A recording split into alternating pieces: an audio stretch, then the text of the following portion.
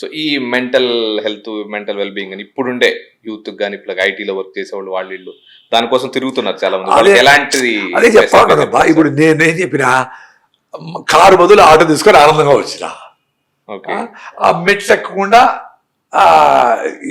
ఇది లిఫ్ట్ ఎక్కకుండా మెట్స్ ఎక్కి 1 యూనిట్ మిగిలి ఉంటుందిలే కరెంటు, అది రైతులకు పోతుంది, ఇంత బొగ్గు బర్న్ చేస్తే ఆ యూనిట్ వస్తుంది, ఆనందపడతా ఉంటా.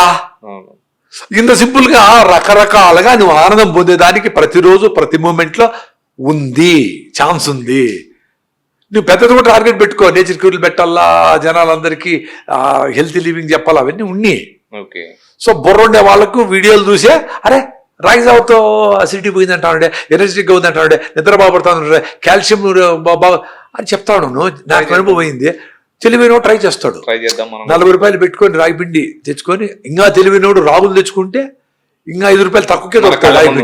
కాన్ఫిడెన్స్ మన కళ్ళ ముందరనే మనం రాగులు, ఎందుకంటే బియ్యం రూపాయి, రాగులు 40 రూపాయలు 50 రూపాయలు. సో బియ్యం పిండి కలిపేస్తారేమో డౌట్. కాబట్టి తెలివైనోడు ఏంటంటే రాగులు తెచ్చుకొని వాడి దగ్గరే ఉండి వాడే పిండి చేసుకుంటాడు, ఫ్రెష్గా రైస్ తాగుతాడు, ఫుల్గా తాగుతాడు. నేను చెప్పే ఫుల్గా తాగంటాను ఆయన, 3 గ్లాసులు తాగాను, 3 గ్లాసులు తాగుతాడు.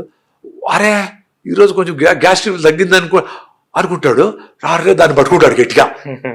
కుండ బిర్యానీ, అలీములు, చికెన్ పకోడాలు అవన్నీ పక్కన పెట్టి అరే బాగుందిరా అనుకొని ఎప్పుడో నెలకు ఒకసారి వాడికి ఇష్టమైన ఫుడ్ తింటాడు టేస్ట్ కోసము. మళ్ళీ చెంపలు వేసుకుంటాడు. మేము కూడా పెళ్ళికి పోతే ఎవడో తింటాం కదా, రైస్ గీసు ఎవరైనా తింటాము, అప్పుడు బా అనుకుంటాము. మళ్ళీ మా ఇంటికి వచ్చేసి హైవే మీద పోతా ఉంటాం. ఎప్పుడైనా పోయినప్పుడు బయట పోయినప్పుడు 4 రోజులు తింటాం రైస్ గీసు, తప్పదు. అప్పుడు ఏం కాదు. ద బ్యూటీ ఆఫ్ ఇట్, నువ్వు రైట్ గా ఉంటే నీ థాట్స్, ఎప్పుడన్నా రాంగ్ థాట్ వస్తే ఈజీగా డైల్యూట్ అయిపోతుంది.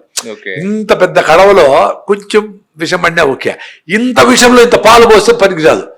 అంటే నువ్వు రోజంతా చెత్త పనులు, మైండ్ స్ట్రెస్ పెట్టుకొని చెత్తంతా తిని రోజు రాత్రి నేను పసుపు కషాయం తాగుతానండి అయినా నాకు ఒళ్ళు బాగాలేదంటే కుదరదు.